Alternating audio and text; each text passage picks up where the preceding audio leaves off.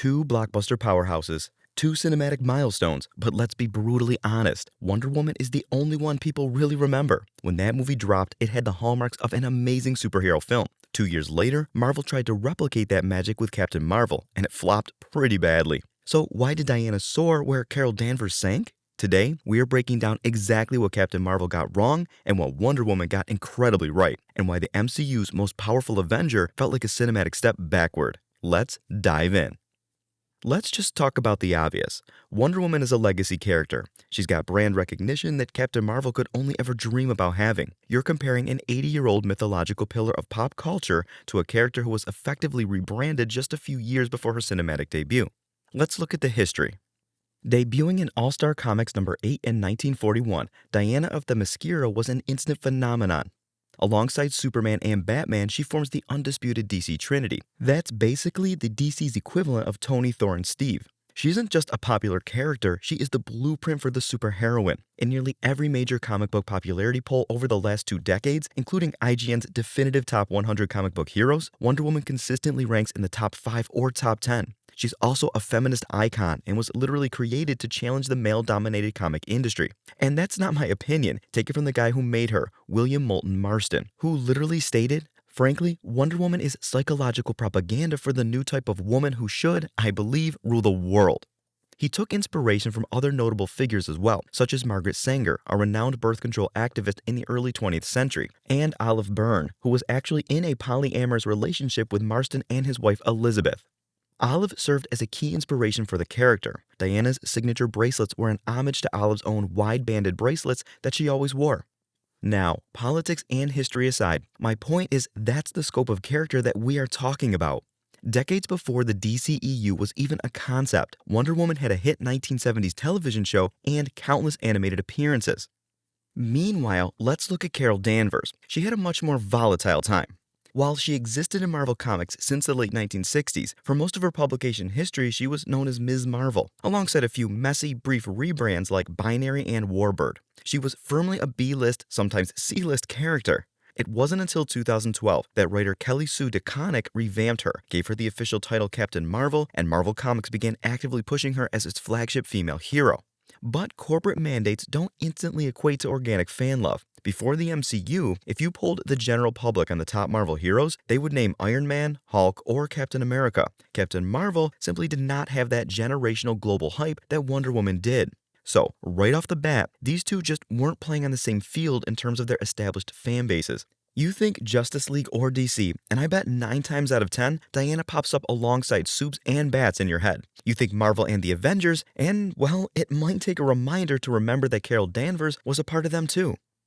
Now, I might be coming off too harshly. Despite the gap in recognition and reception, Captain Marvel was a major box office success. It grossed over $1.13 billion worldwide, was one of the only Marvel movies to cross the billion-dollar threshold, and the first ever female-led superhero film to do that as well. It even grossed almost double internationally, with a staggering $701.6 million compared to its domestic $426.8 million. So, what's the deal? To really understand the whole picture, we have to look at the climate of their respective cinematic universes. Release timing is as much about cultural momentum, or lack thereof, as it is about the date on the calendar. See, when Wonder Woman hit theaters in June 2017, the DC Extended Universe was, quite frankly, on life support when it came to public goodwill. Warner Brothers had established its universe with Man of Steel, Batman vs. Superman: Dawn of Justice, and Suicide Squad. While financially lucrative, these films were controversial to say the least. They were widely criticized for being overly bleak and convoluted, and for missing the essence of a good superhero film. And I know everybody hypes up Man of Steel today, but hey, things change, especially when you have a direct competitor with James Gunn's Superman. The DCEU didn't land with audiences. They were desperate for a competent, hopeful, and straightforward feel-good superhero film. And that was exactly what Wonder Woman got right. Because it was a period piece set during World War I, it was entirely insulated from the chaotic world-building baggage of the modern-day DCEU. It wasn't burdened with setting up 3 future spin-offs or an entire cinematic universe. The release climate gave Wonder Woman the space to breathe as a true solo adventure. When it delivered a genuinely inspiring, critical smash hit, it stood out even brighter against the dark backdrop of the DCEU's previous failures. This is pretty much the opposite of Captain Marvel's experience. The movie came out in a time where the MCU was going through its most high-pressure climate ever. Dropping in March 2019, the MCU was at its peak. It spent all of 2018 dropping timeless bangers like Black Panther and Avengers Infinity War, which, to this day, some fans argue is the best Marvel movie ever made. Captain Marvel was released in the middle of a hype sandwich, serving as the last movie between the cinematic climax of Endgame. But this strategic release actually doomed it. People expected an experience worthy of that placement. It's the last movie before Endgame. It's gotta be major, right? Well, not really. While it did guarantee a massive box office hit because fans didn't want to miss out on any important plot beats before Endgame, it didn't work at all with the actual story of the film. People expected something that would have worked alongside Endgame, not an isolated movie that had barely anything to do. And of course, Captain Marvel barely having any screen time in Endgame really didn't help. Captain Marvel at its core was a movie about Carol Danvers discovering who she really is. It was marketed as this massive female-centric experience that would give the MCU a solid superheroine. My name is Carol. One you could look up to, but the plot actually wasn't about that at all. Who is Carol Danvers? She's a very powerful warrior who arrives on Earth to put an end to a galactic war. You could swap her out for a guy and virtually nothing would change about the movie. You would still have the same amnesia plot, the same self-discovery, and the overpoweredness. It touches upon these themes on a surface level, but there is nothing in the film's core narrative structure that is heavily tied to Carol Danvers being a woman. It's actually more about controlling your emotions. Control it. Captain Marvel, to its credit, attempts to use that to set up a character arc. The idea that women shouldn't be forced to control their emotions to appease others, and that true power comes from unleashing their inner authentic selves. It's a great message, but the movie messes up by not making it an emotional journey. Instead, it's sort of tied to the chip that the Kree attached to Carol to control her. I want to serve. Then master yourself. What was given can be taken away. Another massive issue that Captain Marvel has is the illusion of stakes. Carol Danvers is stupidly powerful. She's a bulldozer with zero flaws. She doesn't genuinely doubt her capabilities, and she never faces a moral crisis. When she discovers her entire life is a lie and she's been fighting for the bad guys, she doesn't break down or struggle nearly as much as you would expect from a superhero. She gets captured by a ship full of Skrulls, and with her hands literally bound in metal cuffs, she still effortlessly beats up the entire crew and destroys the ship. What is the point of a narrative about unchaining yourself if you are already an unbeatable god while you're chained up? And it's not like Marvel doesn't know how to handle really powerful characters. Take Thor, for example. He's around the same power level as Carol, but Thor is grounded by his many anchors, the human elements around him that make him a relatable character.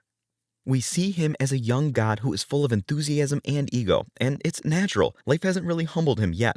You can relate to that. We see him go through family struggles and desperately try to navigate them as he tries to remind Loki that they, in fact, do love each other, while being completely blind to what's actually bothering Loki. We were raised together. We played together. We fought together. Do you remember none of that? I remember a shadow. We see him go through failure and doubt and become a new and better man because of it, and more importantly, a better hero who realizes that after every failure and battle. It's these human elements that act as thematic anchors for characters like Thor, who are otherwise completely unrelatable.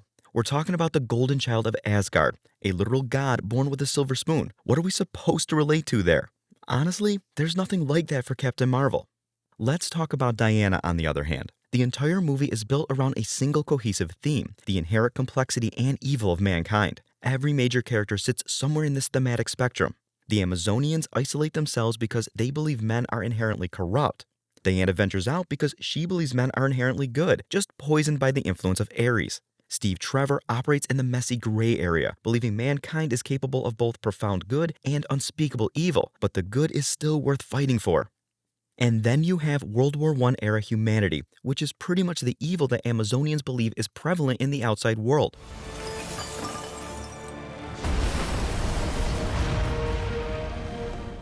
Additionally, Diana being a woman is actually pretty important here. It is her experience of a male-dominated world that creates a lot of her struggle in the film.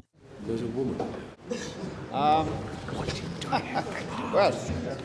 Transitioning from an isolated matriarchy to navigating the World War I era is something that is an inherently interesting backdrop for emotional conflict. This is a character that's completely out of place because of who and what she is, in a world that doesn't cater to that at all. If you swapped Diana out for a male hero, the movie would pretty much fall apart. Wonder Woman uses Diana's unfamiliarity with 1918 London to highlight the absurdity, sexism, and tragic grimness of the modern world. Her confusion is deeply tied to her thematic arc. Diana is basically a god, yet the narrative constantly ensures she faces moral and physical obstacles she cannot just punch her way through. She fails to stop a gas attack in time, leading to the heartbreaking death of an entire village. Her entire worldview is shattered when she realizes humans are capable of immense cruelty all on their own. Even though we know she will survive the movie, there is a constant, terrifying sense of emotional threat. And that's just a lot more interesting to sit through than a character who can do anything, whose life we see through highlight reels as aliens dig through her brain, and who doesn't really change much throughout the film. In terms of direction, Wonder Woman was also much superior thanks to Patty Jenkins, who had a razor-sharp attention to detail throughout the film. Jenkins was incredibly specific about how Diana should be framed, particularly during combat.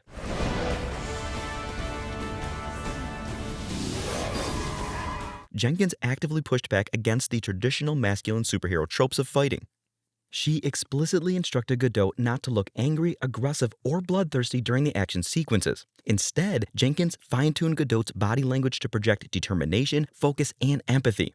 Every fight scene conveyed something about her character, even little things like only using her shield instead of her sword so she wouldn't kill people. This understanding of the character, plus the nuanced portrayal, allowed for a fierce warrior who also felt like a genuinely admirable, kind woman.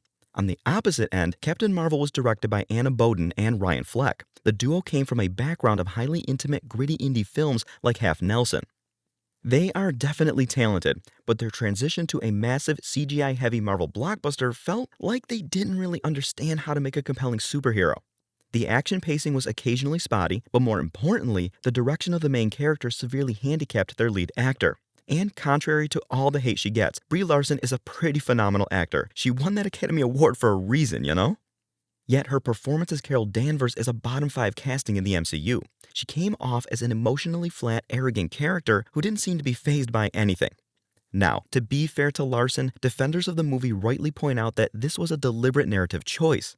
She was playing a character who was abducted, brainwashed by the militaristic Kree, and explicitly trained to suppress her human emotions. She was directed to be a stoic, emotionless soldier. But intention doesn't equal impact, because they kept Larson locked in this rigid, snarky, and guarded box for the majority of the film's runtime. We never really got to bond with Carol Danvers. Meanwhile, Jenkins treated Diana's sensitivity, vulnerability, and her inherent optimism as some of her greatest narrative and character strengths.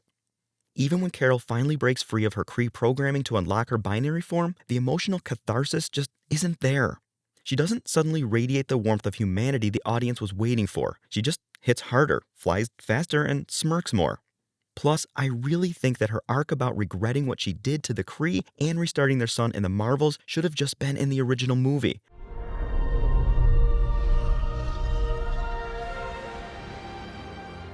By the time of the Marvels, it felt like too little, too late, and a bit too dramatic. Ultimately, Gal Gadot's performance succeeded because Patty Jenkins directed her to be deeply, unapologetically human.